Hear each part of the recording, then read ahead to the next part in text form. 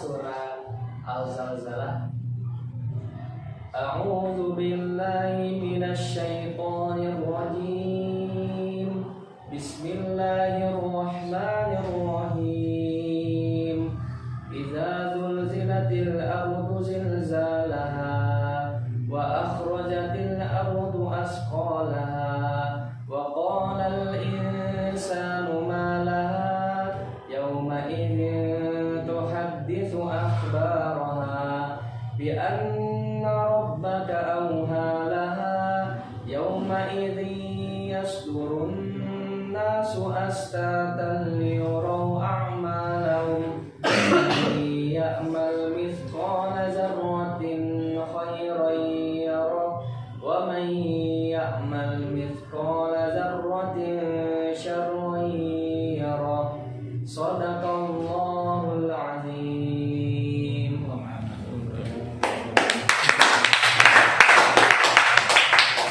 Halo, assalamualaikum warahmatullahi wabarakatuh.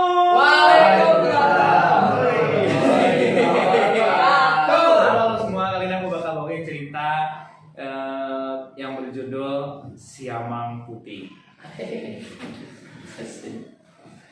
Pada suatu hari, di sebuah desa di Sumatera, hiduplah seorang gadis cantik jelita. Ia sudah bertunangan dengan seorang pemuda gagah. Mereka berdua saling mencintai, dan di antara mereka terucap janji setia. Suatu hari, si pemuda gagah hendak pergi merantau. Sambil menatap kekasihnya, ia berkata, "Tunggulah aku. Aku pergi untuk cinta kita. Dan aku harap kau tidak mengingkari janji kita untuk saling setia," ucap si pemuda kepada kekasihnya. "Baiklah. Aku berjanji akan menunggumu selamanya. Dan aku berjanji akan selalu setia kepadamu. Tidak akan aku pernah ingkari cinta kita yang suci dan sudah lama ini." Singkat cerita, si pemuda itu pun pergi merantau dan meninggalkan si gadis. Hari berganti minggu, minggu berganti bulan, dan bulan berganti tahun.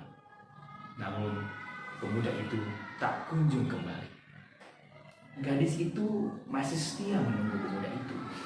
Namun, lama-kelamaan hatinya goyah. Hingga suatu hari, datanglah seorang laki-laki baru yang kaya, berjenggot panjang, dan karismatik menemui si gadis itu. Laki baru itu berkata kepada si gadis, Aduh, ngapain masih nungguin yang belum pulang? Mending sama saya saja. Undi mandi, ada pajang 3, 1 cie 2 3, harta saya banyak nih. Saya bisa kasih apa saja yang Anda mau. Dia naik, mau udah kasih semuanya. Apa saja yang dia mau, cinta, harta, uang, duniawi, udah kasih semuanya.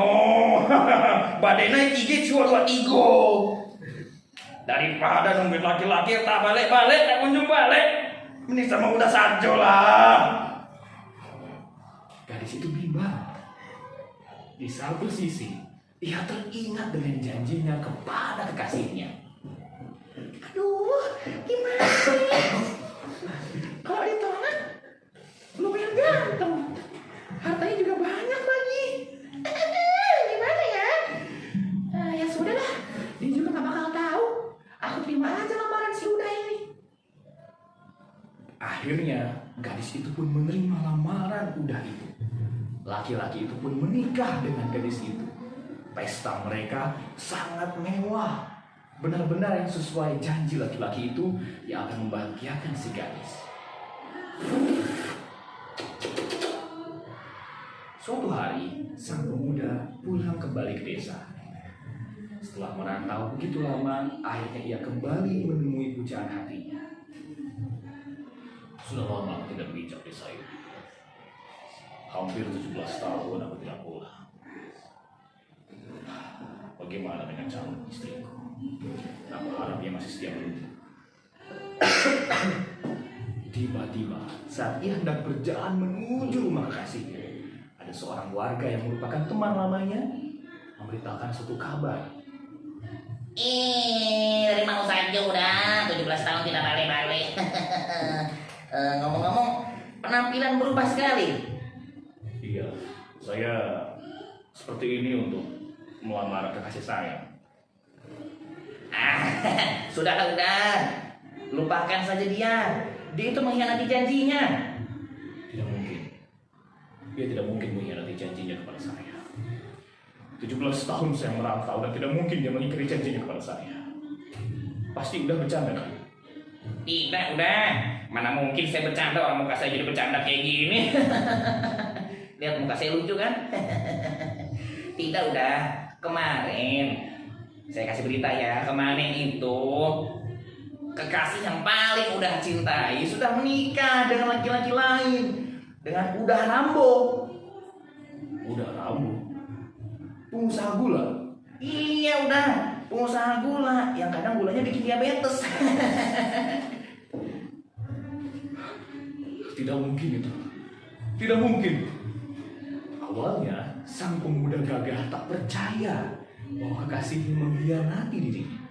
Namun semakin banyak selentingan dan semakin banyak pengakuan dan saksi, pemuda itu akhirnya percaya dan melihat sendiri bahwa si gadis telah menjadi istri orang lain. Tidak ya Tuhan.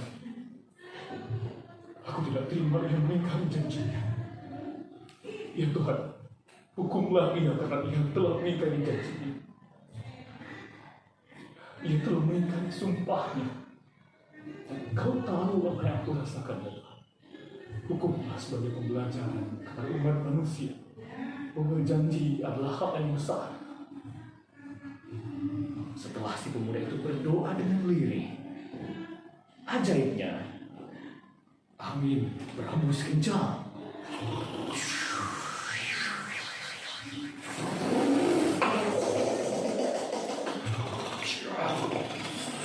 Si gadis kesakitan dan berteriak.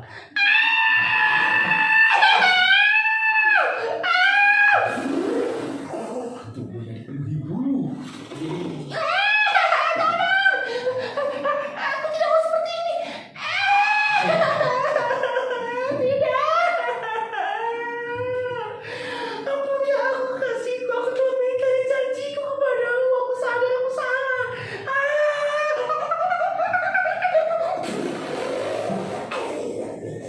Terlambat, ia berubah menjadi seekor siamang putih.